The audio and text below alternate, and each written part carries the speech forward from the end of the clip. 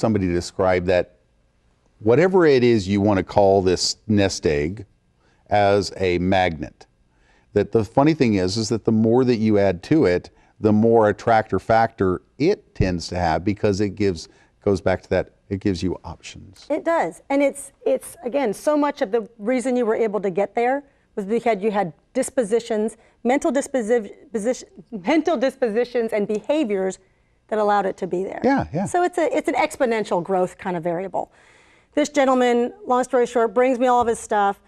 We looked at his numbers, and come to find out, as obviously at least he was saving about 5, and I told him, let's talk about what it would look like in your budget for you to get to 20%. And when I said that, he was kind of like, ugh. He literally stepped back like, oh my God. And I said, I didn't say right now.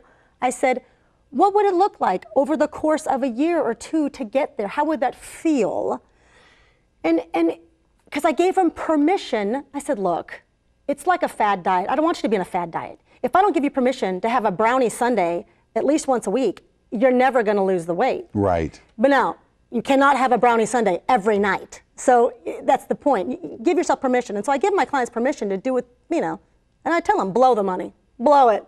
Have at it. Because otherwise, you'll blow up your whole system if you don't give yourself some breathing room, On any case, we spent this time kind of talking through. And it's funny because, I'm giving him all this permission to kind of not rush into the 20. But then after the conversation, and a couple minutes in, he's like, I could do this. I could do this now. And he starts talking about all the different things, like, well, this is going to come off, and then I'm going to do this, and he starts like build. And I honestly was like, just slow down. Like, I almost didn't want him to do that, because I'm like, maybe he can.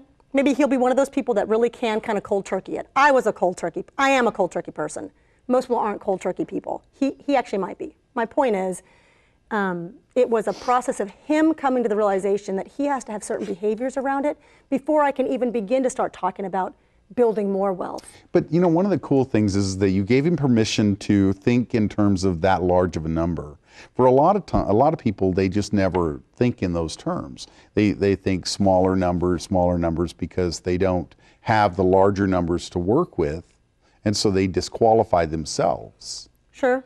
So when you look at some of the things that I'm hearing longer term planning, but it sounds like you're looking at 20 plus years, is that correct? Definitely. Again, think about a parent who, and again, I put it in the context of parents because a lot of my folks are parents.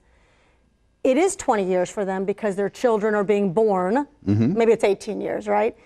A lot of times where people come to me, and I had a 31-year-old gentleman, his wife is pregnant, come to me, and 2 exact same similar demographics, and both are suddenly realizing, oh my gosh, I got to get my kid to college. So for the first time, they're really being forced into that 20-year dynamic.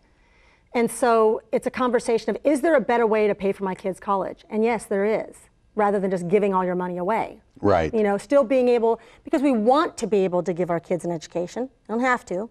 Right. It's not a need, it's a want, and that is another principle I have to teach people. There's a difference between what you need and what you want. Most of us undermine ourselves and undermine our ability to have wealth because we live totally in the want, and we have no idea that 99% of that is pure want and not need, but we mix up the two. And so we're always saying, but I need that, I got to do that, I got to have that. No, you don't. No, you don't. You will survive without it. But that's again the human behavior side of it. I've got to get people to recognize and start using language that is appropriate so you, the proverbial you, can help yourself. It's not me telling you what to do with the money in terms of like what you label stuff, but you got to label them correctly.